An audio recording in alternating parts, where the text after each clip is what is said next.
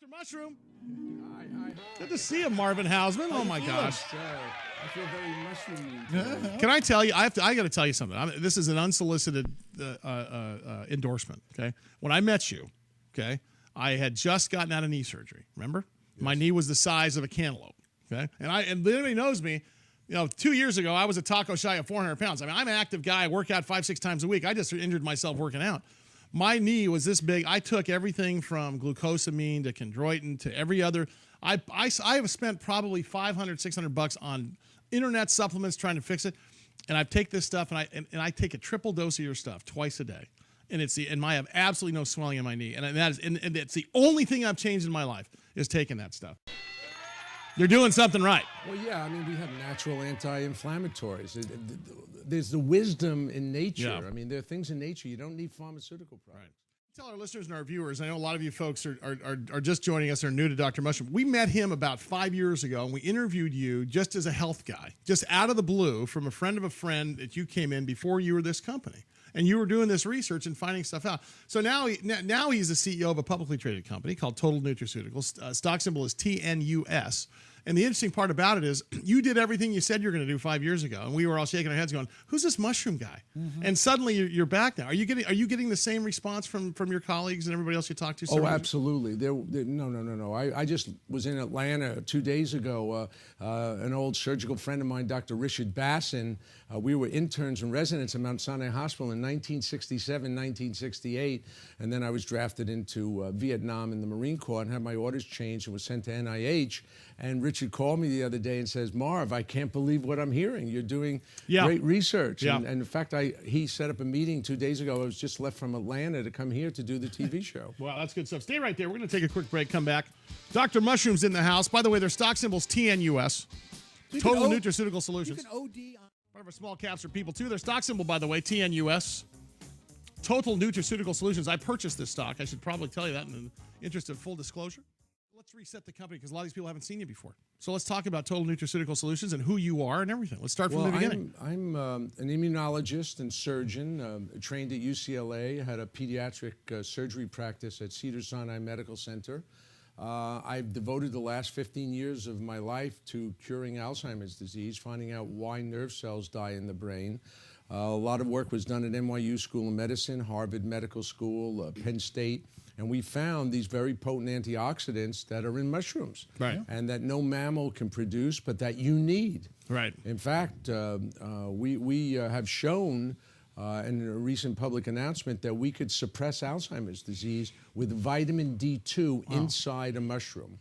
And that's mislabeled vitamin D2. I love this story about vitamin D. The Canadian government just declared an economic problem in healthcare because 16.1% of the death rate in 2005, according to Statistics Canada, is due to vitamin D deficiency. Really? Well, vitamin D is ballied around recently by the international medical community in the United States. They hired a group of people to assess whether you need vitamin D.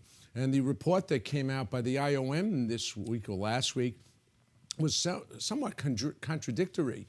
In one case, they said that you're not getting enough vitamin D, and they said, well, we should increase it to about 600 to 800 international units a day. And then in the next part of the report, they say that, well, you shouldn't take more than 4,000 international units a day. So now we're confused. Totally.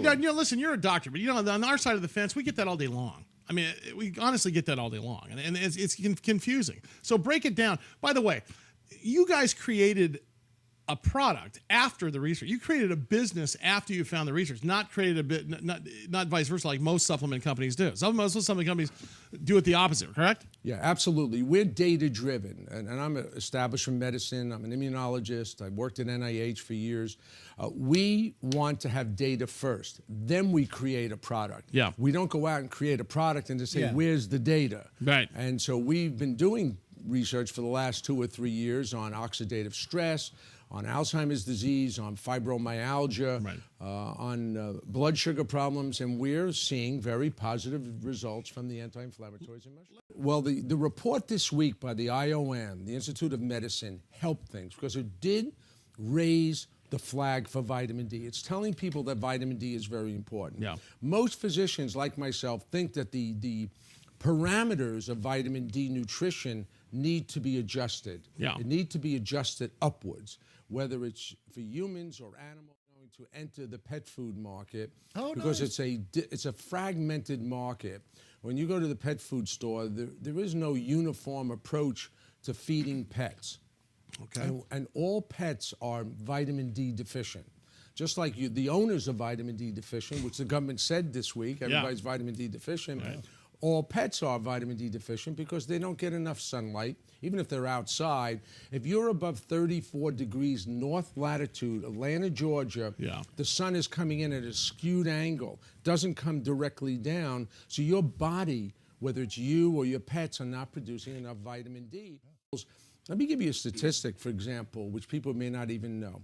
The nutraceutical market in the United States last year for humans was $80 billion. The pet food market is $34 billion. Well, we've got people, guys that, you know why that is? $100 billion in potential. And look no further than the humanization of pets to realize that people are going to spend money in that direction. No question. The pet is part of the family. Yeah. You go home at night, there's unconditional love. You walk in, the little tail is wagging. We've had an argument on this radio program on just how much little Scruffy would cost before the surgery for little Scruffy at some point is too much. And we've had divisive arguments on the air with listeners calling in saying, you're an idiot. I'll pay $50,000 to save my kitten. And I've got a cap of about $7.50 per and what would your wife say about that? No, well, whatever she wants. And Get a new she gets dog. to, and she wins. Hey, what are the signs that say Fido is a little, short on vitamin D? Did you not wagging as much? The ears drooping? Sounds a lot like you. I know, that's what I'm thinking. That's an excellent question. I mean, you'll notice your dog getting tired, not running as much as he used to. You'll notice the hair falling out. You'll also notice that the texture of the skin is not good. Right. You may notice some deposits in the ear. Another thing, in one of our studies, glassy eyes. This is sounding more and more like Russ. I know every little every piece Monday of morning. Hey, listen, I got a question for you because this is interesting. I've been in the investment banking business and the venture capital business for since 1989, 21 years. There's two types of CEOs in this world, and I'm going to tell you honestly. There's CEOs that sit there back and look at their stock. And all they try to do is look and see who's going to throw money at them. And then there's CEOs that actually run their business, that execute their business model. And if you go through history and look at the CEOs in history that are less concerned about the ancillary issues in being a public company and more concerned about running their own company, executing their business model, you're obviously the latter, not the former. You're one of those guys. I never hear you talk about how difficult it is to be a CEO of a public company because you're always executing your business plan. Yeah, it's the best possible CEO to be. But I'm a surgeon. Can you imagine going into the operating room and not being in control? Yeah, right. Think about you as a patient. Yeah. It's the same business model whether you run a corporation or you operate on a patient. You have to plan ahead. Yeah. You have to chart your course, and you want to make sure that the patient gets off the table, and you want to make sure your corporation is a success. Right. You can't willy-nilly say, I'm going to do this today or that today. You have but to the have a point very is good how do you, program. when we get back, I want to talk about this because you've got to balance running the publicly traded company side of things, dealing with the FINRAs of the world and the SECs and your SEC council and all the other crap that goes along with it, with trying to move this movement forward. And I got to believe it's a delicate balance. We'll talk about it when we get back from the break. Two things. How do people order the product right now if they want to? Can they go online and order it? Oh, yeah, absolutely. They can go to mushroomsolutions.com. Okay. Or totalnutraceutical.com. Okay. Or they can call a number called 509-427-5195. Okay. Part of our small caps are people, too. Their stock symbol, by the way, TNUS. Total Nutraceutical Solutions. I purchased this stock. I should probably tell you that in the interest of full disclosure.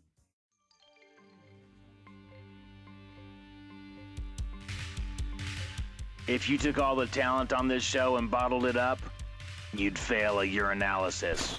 It's Sully and Russ on the Big Biz Show.